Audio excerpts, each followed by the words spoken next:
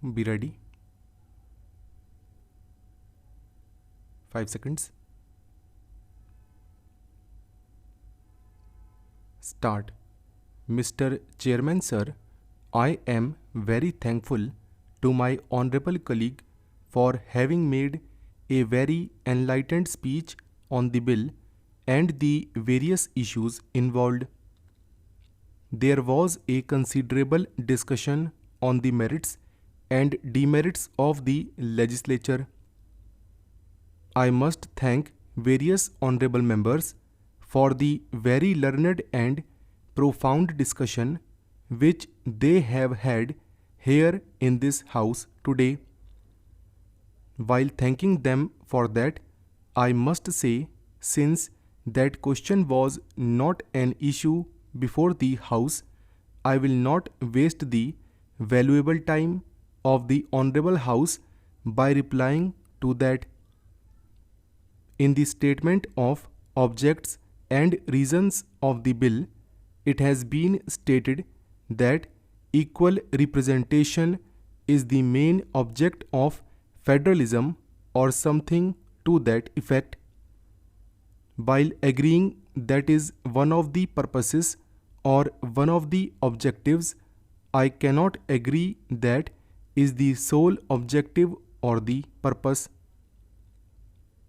Considerable discussion has taken place amongst the constitutional pundits, essays have been written, books have been written about this question.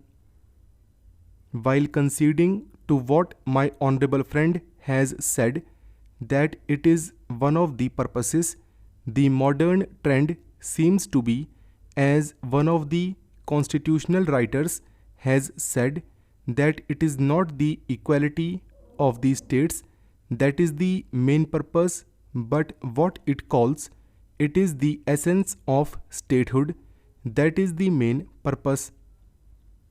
What is meant by that statement is that in view of the diversity in a state, the various interests in a state, the various sections of the people which constitute a state, it is the representation of sum total of the essence of statehood that is represented in the upper house.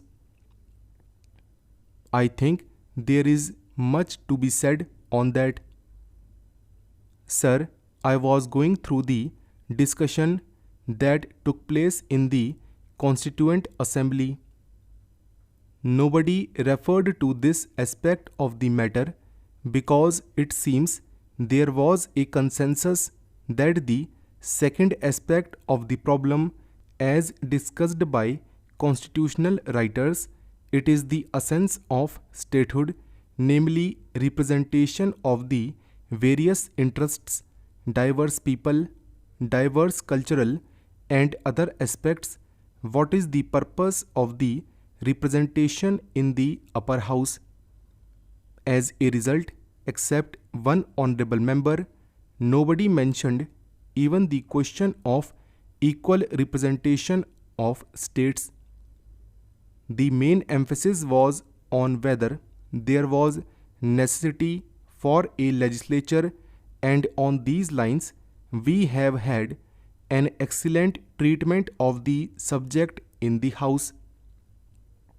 Mr. Chairman Sir, at the outset, I wish to express my sincerest thanks to all the members and the ministers of State for Law for their participation in this debate, and I take this opportunity of congratulating the honorable member for what I consider his maiden appearance in a debate in this House after taking over the charge of the ministry. When I started this debate, you must have noticed that I spoke in a very low key. I spoke in a low key because I was apprehensive that as my amendments are to curtail the number of members of some states, passions may be roused, and if passion is roused, the purpose of the discussion would be lost. I am happy that members approached the debate dispassionately and calmly, and in fact, we had a very good discussion as I see it on all points. My honorable friend criticized the whip system, and I understand why he has criticized. Because it appears that the whip of his party did not permit him to speak in the presidential address debate. Therefore, what he could not speak in the presidential address debate, he tried to speak here, and though most of what he said had no relevance to the subject matter except referring to my bill once, his whole speech was on other subjects. Therefore, I think I need not reply to them. As this morning the Prime Minister has replied to all the points, and during the debate on the presidential address, there was enough discussion on these points. My honorable friend has supported me, but as an extremely intelligent member of the House, he has tried to give it, in a clever way, very different political overtone to it. He said that the bill should be the first step for increasing the power of the states. I beg to differ from him so far as this is concerned, because I feel that in a country like ours, with so many diversities and separatist forces, there must be a strong center, and one of the essences or basic features of the reason for which two chambers theory is encouraged as to keep a check on the separatist forces. My own view, on which the honorable member differed, that if only some of the states are given too much representation, they may upset the balance at some time.